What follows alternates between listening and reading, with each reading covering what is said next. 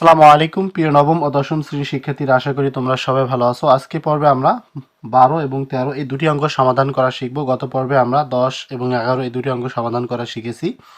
তো এখানে বলা আছে 12 নম্বর অঙ্কে দেখো যে একটি ট্রাপিজিয়ামের সমান্তরাল বাহুদ্বয়ের দৈর্ঘ্য যথাক্রমে 31 সেন্টিমিটার, 11 সেন্টিমিটার এবং অপর বাহুদ্বয়ের দৈর্ঘ্য যথাক্রমে 10 এবং 12 সেন্টিমিটার।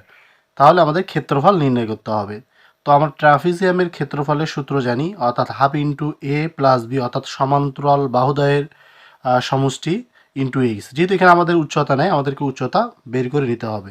তো আমরা এই অঙ্কটি সমাধান করার পূর্বে তোমাদের কাছে ছোট্ট একটি রিকোয়েস্ট, আমার চ্যানেলে যদি তুমি নতুন হয়ে থাকো অবশ্যই চ্যানেলটাকে সাবস্ক্রাইব করে রাখবা। আর যারা ফেসবুক পেজে বা আইডিতে আমার ভিডিও দেখতেছো অবশ্যই এটা শেয়ার করে সবার মাঝে পৌঁছে দেবা।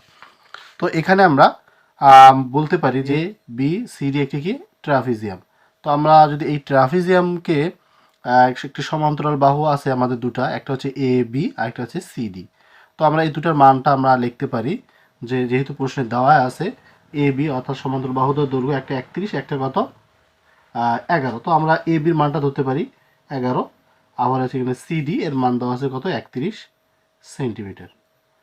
তাহলে অপর বাহুদ্বয়ের দৈর্ঘ্য যথাক্রমে অর্থাৎ এ সি এর দশে 10, অর্থাৎ আমরা লিখতে পারি 10 সেন্টিমিটার। এরপর আছে বি বিডি, এখানে আছে 12 সেন্টিমিটার। তো এটা আমরা এখানে লিখতে পারি। এখন আমাদের যে কাজটা দেখো, এটা আমরা দেখতে পারি এ আর হচ্ছে বি আর হচ্ছে ই আর হচ্ছে এফ, এই দুটো হচ্ছে একটি আমাদের আয়তক্ষেত্র হয়ে গেছে। তাহলে আমরা বলতে পারি এ বি সমান সমান ই এফ ইকুয়াল টু কত 11। যেহেতু আমাদের এই যে সিডি এই পুরোটার মান কত আছে 31 সেন্টিমিটার, এখানে আমরা লিখে রাখছি দেখো সিডি সমান 31 সেন্টিমিটার। এখন আমাদের যে কাজটা করতে হবে তোমাদেরকে, অর্থাৎ এই যে সিএফ এটার আমাদেরকে একটা মান ধরে নিতে হবে। এরপর ডিই এর একটা মান আমাদেরকে ধরে নিতে হবে। ধরে নেওয়ার পর আমরা এক্স এর মান বের করবো, এরপর এইচ এর মানটা আমরা বের করতে পারবো। তোমরা কন্টিনিউ ভিডিও দেখতে থাকো। তো আমরা আজকে খুব সহজ নিয়মে তোমাদের অঙ্কটি সমাধান করে দেবো। তো এখানে আমরা বলতে পারি যে ধরি বা মনে, এখানে আমরা মনে করছিলাম একবার, এখন আমরা ধরে নেব, ঠিক আছে। তাহলে ধরি অর্থাৎ সিএফ, তাহলে এখানে কি সিএফ সমান সমান আমরা এক্স মিটার ধরে নিলাম, এবং এবং আমরা যে এটা বলতে পারি এ এফ সমান সমান বিই, বিই সমান সমান এইচ, এটা হচ্ছে উচ্চতা, ঠিক আছে। আমাদের এইচ এর মানটা আমাদেরকে কি করতে হবে, বের করে নিতে হবে। এরপর এখন আমরা যদি ডিই এর মানটা বের করতে চাই, তাহলে এখানে লিখতে পারি আমরা ডিই। তো এটা আমরা কিভাবে বের করব, তো ডিই এর মানটা আমাদের বের করতে চাই, তাহলে আমাদের এই যে সিডি মান কত আছে 31, তো 31 থেকে আমাদেরকে কি করতে হবে, মাইনাস করতে হবে কত 11।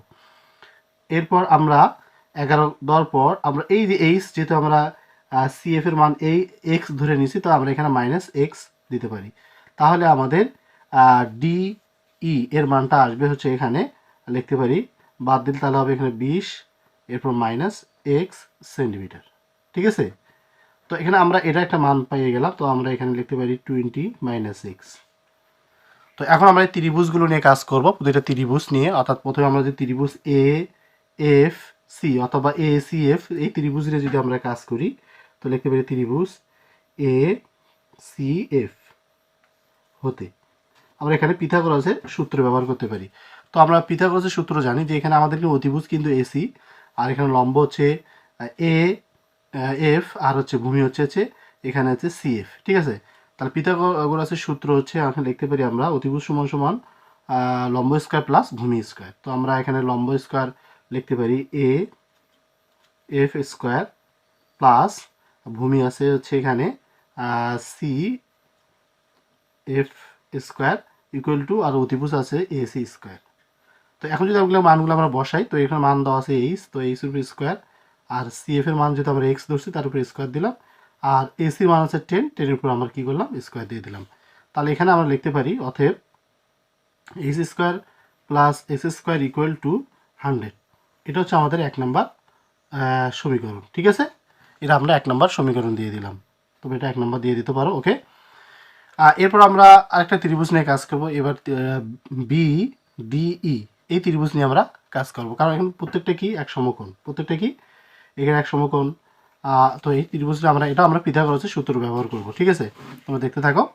তখন লিখতে পারি ত্রিভুজ বি ডিই হতে, তো এটাকে আমরা পিথাগোরাসের সূত্র ব্যবহার করব। তো পিথাগোরাসের সূত্র তো লম্ব আছে এখানে, লিখতে পারি বি ই স্কোয়ার প্লাস ভূমি আছে হচ্ছে D E square equal two অতিভুজ আছে হচ্ছে বি ডি স্কোয়ার।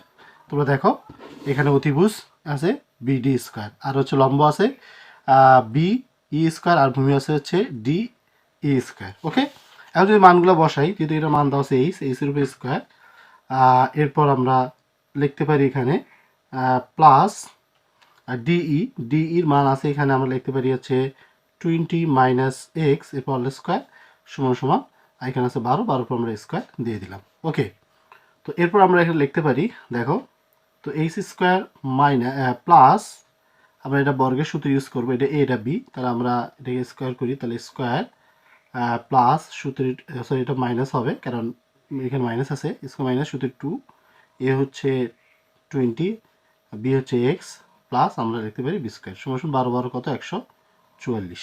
তো এটা আমরা এভাবে লিখতে পারি। তো এখানে আবার আমরা লিখতে পারি যে এখানে দেখো তোমরা যে এইচ স্কোয়ার আর এস স্কোয়ার এর মান কিন্তু আমাদের 100 আছে, তো আমরা এখানে 100 বসে দিলাম, ঠিক আছে। এরপর plus 2 P square 20 P square মানে কি, অর্থাৎ 400 হবে, অর্থাৎ নিয়ে নিলাম। এরপর আমরা 2 দিয়ে 4 অর্থাৎ মাইনাস 40x ইকুয়াল টু এখানে আছে 144, ঠিক আছে। আমরা এটা একটা যোগ করি, তাহলে হবে 500, 500 ওই পাশে নিয়ে যাই, তাহলে এখানে মাইনাস 40x ইকুয়াল টু এখানে আছে 144, তো 144 আর এখানে আছে 100, এখানে আছে 400, পাশে গেলে কী হবে মাইনাস 500, ঠিক আছে। তো এরপর আমরা এখানে লিখতে পারি মাইনাস 40x ইকুয়াল টু, এখানে বাদ দিবা, আর যদি তোমরা এখানে বিয়োগ করো 500, অর্থাৎ 500 মধ্যে 144 তোমরা বিয়োগ করতে পারো, তাহলে যদি আমরা বিয়োগ করি তাহলে আসে 356, ঠিক আছে। এখানে মাইনাস থাকবে, তো এই মাইনাস আমরা ক্যান্সেল করতে পারি। যদি আমরা ক্যান্সেল করি, এখন আমরা এক্সের মানটা এক্স্যাক্টলিভাবে বের করতে পারবো। তো এক্স ইকুয়াল টু 356কে আমরা 40 দ্বারা কি করব, ভাগ করব। যদি আমরা 40 দ্বারা ভাগ করি 356কে, তাহলে ভাগ 40, তাহলে আমরা এক্স এর মান চলে আসবে হচ্ছে, লিখতে পারি 8.9, ঠিক আছে। তো এখন আমরা এক্স এর মানটা আমরা 1 নং সমীকরণে বসাবো, তাহলে লিখতে পারি এক্স এর মান 1 নং এ বসাই। তো 1 নং বসাই, 1 নং সমীকরণে আমরা বসাতে পারি। তো 1 নং সমীকরণ কি আছে তোমরা জানো, এখানে এই যে দেখো S square H square plus S square, তো আমরা এখানে মানটা বসাবো। তো তাহলে এখানে আমরা লিখতে পারি এইচ স্কোয়ার প্লাস এক্স এর মান আমরা বের করছি 8.9, এরপর আমরা এখানে স্কোয়ার দিলাম সমান সমান এখানে আমরা 100 লিখতে পারি। ওকে, তো এরপর আমরা এইচ এর মান, আমার মেইন হচ্ছে আমাদের উচ্চতা বের করতে হবে। উচ্চতা বের করতে পারলে আমরা ট্রাপিজমের ক্ষেত্রফলের সূত্র ব্যবহার করে আমরা মানটা বের করতে পারবো, ঠিক আছে। তো এখানে আমরা লিখতে পারি অর্থাৎ এইচ স্কোয়ার ইকুয়াল টু দুইবার গুণ করতে পারি, 79.21, ঠিক আছে, ইকুয়াল টু এখানে আমরা 100 দিয়ে দিলাম। তো এটা আমরা উপাশে নিয়ে যাব, তো এইচ স্কোয়ার ইকুয়াল টু তো 100, তো উপাশে গেলে মাইনাস 79.21, তো আমরা যদি এখানে বিয়োগ করে আমরা এটাকে কি করব, একবার রুট ওভার করে দেবো, ঠিক আছে। তো এখন আমরা যদি 100 মধ্যে থেকে 79 যদি বিয়োগ করি, তাহলে দেখো, তাহলে আমরা লিখতে পারি 100 বিয়োগ 79.21, তো এটা কিন্তু আমরা, তাহলে আসবে এখানে 20.79, আমরা রুট ওভার করি তাহলে হবে এরকম, তাহলে আসবে এখানে 4.55।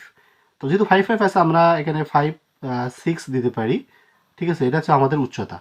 তো এখন আমাদের ট্রাপিজমের ক্ষেত্রফলটা আমরা বের করতে পারবো। আমরা ট্রাপিজমের ক্ষেত্রফলের সূত্রটা জানি, যে এরকম লিখতে পারি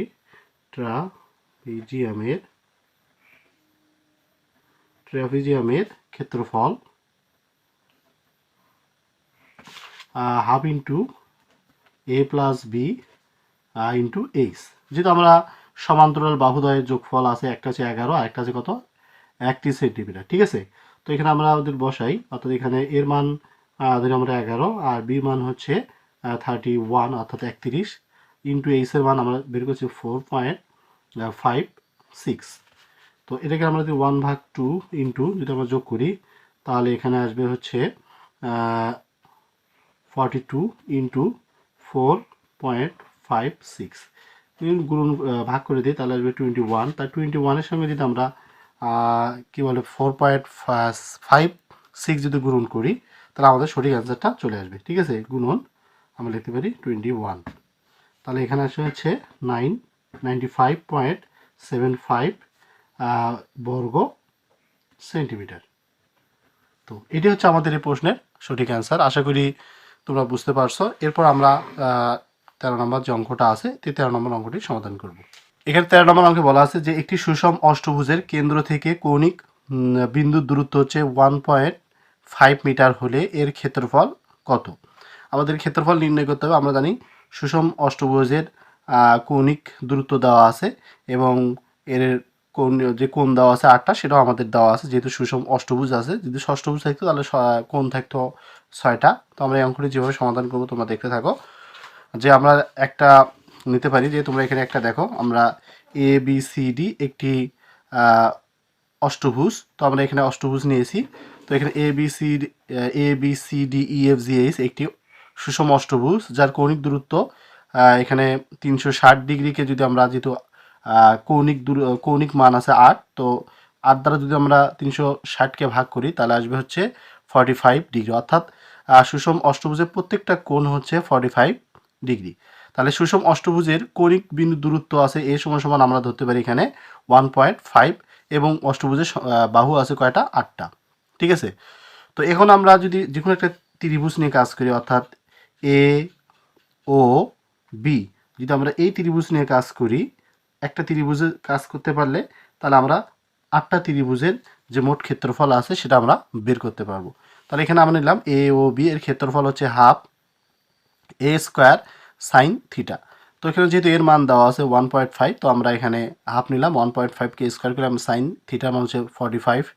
তো এটা যদি আমরা ক্যালকুলেশন করি তাহলে আমাদের অ্যান্সারটা আসবে হচ্ছে, অর্থাৎ একটা ত্রিভুজ অর্থাৎ এ ও বি, এই যে ত্রিভুজটা আছে এই ত্রিভুজের মানটা চলে আসবে। তাহলে এখানে মানটা আসলে হচ্ছে মানটা আসলে হচ্ছে 0.7954। তো এটা হচ্ছে এটার মাপ। যেহেতু এখানে 8টা আছে, ঠিক আছে, এই 8টা যদি আমি 8 দ্বারা যদি এটার সাথে গুণন করে দেই তাহলে আমাদের কিন্তু সুষম অষ্টভুজের মোট ক্ষেত্রফলটা বের হবে। এটা আমরা দেখো 8 দিয়ে গুণ করে দিলাম, তাহলে আমাদের অ্যান্সার হলো 6.3639 বর্গ সেন্টিমিটার। তো আশা করি তোমরা বুঝতে পারছো, খুব ছোটো একটি অঙ্ক এবং বেশি কঠিন কিছু না। যদি ভিডিওটা ভালো লাগে অবশ্যই শেয়ার করে সবার মাঝে পৌঁছে দেবো।